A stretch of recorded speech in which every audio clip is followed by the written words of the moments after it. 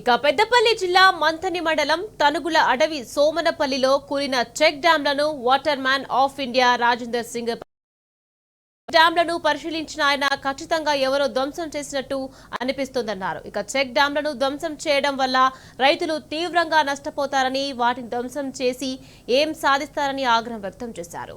Check డ్యాంలు కూల్చిన దోషులను peoples enquiry committee వేసి గుర్తించాలన్నారు. దోషులను కఠినంగా శిక్షించాలని, చెక్ డ్యాంలను వెంటనే రిపేర్ చేయాలని ప్రభుత్వాన్ని డిమాండ్ చేశారు. सोमनपल्ली पर खड़ा हूँ। ये एक बहुत सुंदर चेक डैम है। इस पर बारिश के दिनों में 5 फीट ऊपर पानी चला, तब ये नहीं टूटा जब मानसून का टाइम था।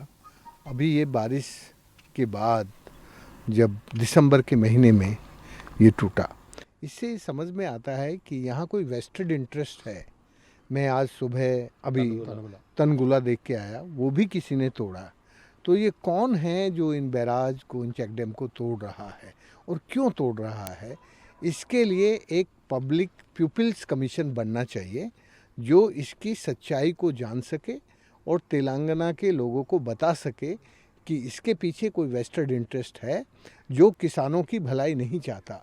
ये जो पानी है ये किसानों के लिए है। दोनों तरफ के किसान इससे खेती करते हैं, पीने का पानी सब चलाते हैं। तो कौन है वो जो इस नदी के पानी को निकाल के इसमें से क्या निकालना चाहता है, क्या निकाल रहा है? तो निकालने वालों को ढूंढना और इसको तोड़ने वालों को ढूंढना, उसके लिए एक बहुत ज़रूरी है कि तेलंगाना के चेक डैम पर एक पीपल्स इंक्वायरी कमीशन बने। मैं चाहूँगा कि नेशनल वाटर कम्युनिटी को ये काम करना चाहिए और वो हम इसका डिसीजन लेंगे।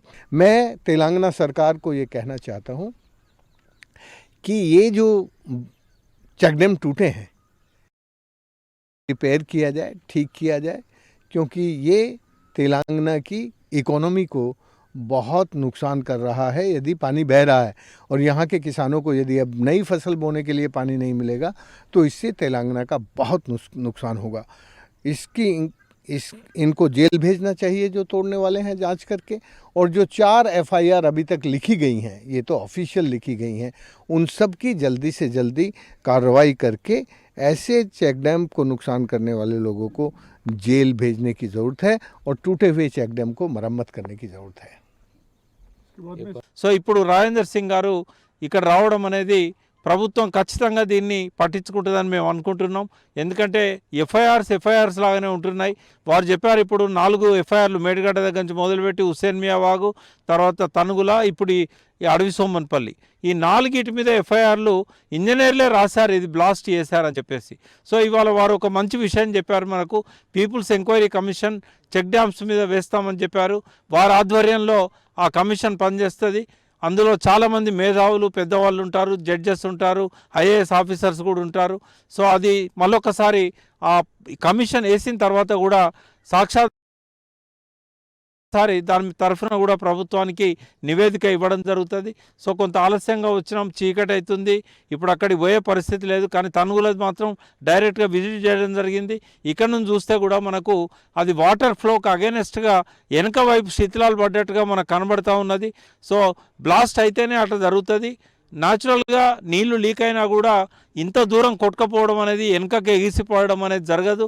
టన్నుల కొద్ది రాళ్ళు వెనకపోవడం అంటే ఇది ఖచ్చితంగా బ్లాస్టింగే అని వారు అభిప్రాయపడ్డారు. సో రాజేందర్ సింగ్ గారు ఎన్నో చెక్ డ్యామ్స్ను కట్టారు, ఎన్నో చెక్ డ్యామ్స్ను చూశారు, కానీ ఈ రకంగా బ్లాస్ట్ చేయడం మాత్రం వారి జీవితంలో ఎప్పుడు చూడలేదు. ఇదే ఫస్ట్ టైం అని చెప్తున్నారు.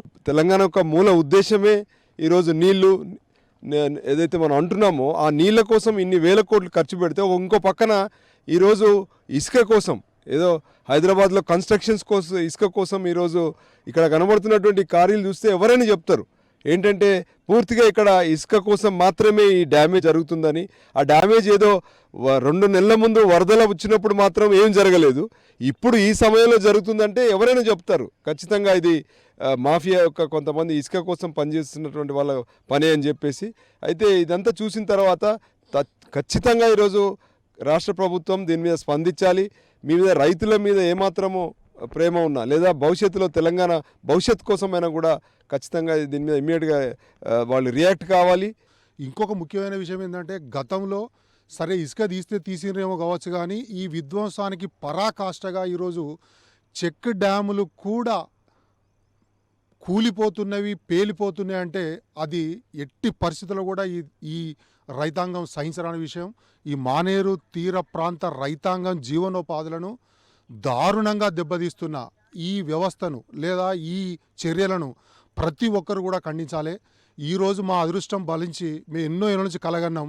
ఈ దేశంలో ఒక జల ఉద్యమాలకి ఒక బాపూజీగా పిలువబడే డాక్టర్ మన రాజేందర్ సింగ్ గారు, వాటర్ మ్యాన్ ఆఫ్ ఇండియా మాతో పాటు కలిసి మానేరు విధ్వంసాన్ని, చెక్ డ్యామ్ల యొక్క పరిస్థితులను పరిశీలించడానికి రావడం మా అదృష్టంగా భావిస్తున్నాం.